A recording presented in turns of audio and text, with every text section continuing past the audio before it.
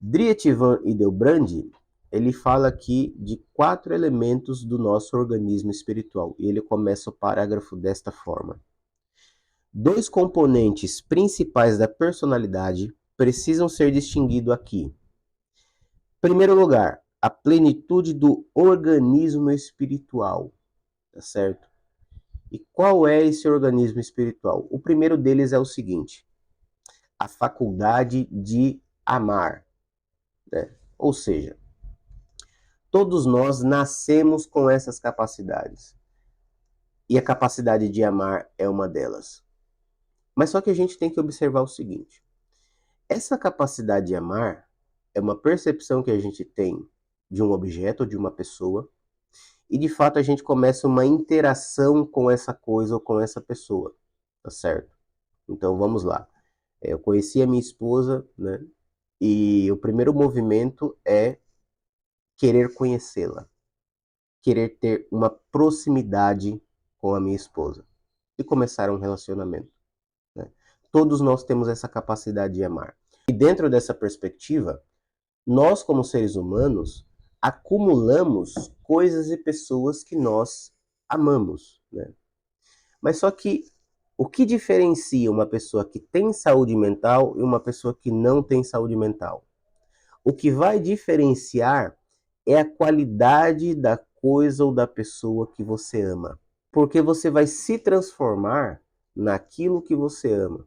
E entra aí um verso do Luiz de Camões, que eu gosto muito, que diz o seguinte: transforma-se o amador na coisa amada, por virtude do muito imaginar. Então você vê que todo objeto de amor, ele se torna também material de pensamento. Eu lembro que quando eu conheci a minha esposa, né, quando eu estava conhecendo a minha esposa, eu pensava muito nela, né? Então a minha imaginação era dedicada quase que 90% à minha esposa, né? Eu estava conhecendo ela, estava amando ela, né? E dentro dessa perspectiva, eu pensava nela. Então, aos poucos, você vai assumindo características daquela pessoa. Um traço de personalidade, um comportamento, um modo de pensar, né? Você vê que a troca de informações e de conhecimento entre duas pessoas que se amam é muito grande, né? Antigamente se tinha a percepção de que quando um indivíduo, um homem, casava com uma mulher, eles se tornavam muito parecidos até na forma física, até na fisionomia, no modo de falar, no modo de agir. Eles começavam a ficar né, parecidos. Então, o Camões, de certa forma, estava certo, né? Transforma-se o amador na coisa amada. Então, a gente se transforma naquilo, né? E dentro dessa perspectiva, aí a gente volta para uma questão interessante. O que vai diferenciar uma pessoa que tem saúde mental de uma pessoa que não tem? Porque existem níveis qualitativos naquela coisa ou naquela pessoa que você ama. Então veja bem, você pega a vida de uma pessoa comum que ama funk, ama carnaval, que ama farra todo final de semana, que ama assistir TV, assistir séries por longas e longas horas. Quem essa pessoa se tornará amando essas coisas? Entende?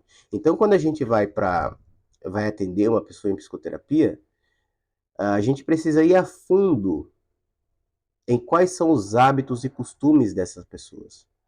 Porque quando a gente vai observar, a gente percebe que essa pessoa está amando coisas que não têm tanto valor. E por essas pessoas amarem coisas que não têm valor, elas podem acabar tendo a sua saúde mental limitada, né? Elas podem sofrer algumas coisas por conta de diversos comportamentos e pensamentos e assim por diante, né?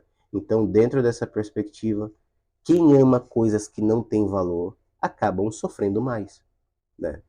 Por exemplo, na aula de ontem eu falava a diferença qualitativa, por exemplo, na música. Se você pegar a música Lacrimosa do Mozart, você vai perceber ali uma complexidade sonora que gera uma harmonia. a diferença, né, de tonalidades para um barítono, para um tenor, para uma soprano, por exemplo, né? A diferença de tonalidade que se harmoniza na música é uma coisa angélica. Deve ser uma coisa angélica. Por quê? Porque existe qualidade naquela música.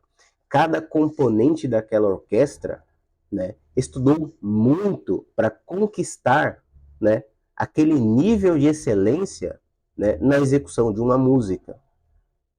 Né? Existem diversos instrumentos diferentes entre si, mas que causam uma harmonia que gera até uma complexidade na hora de escutar a música, mas que é bonito de ouvir, né? Que é gostoso de ouvir a música.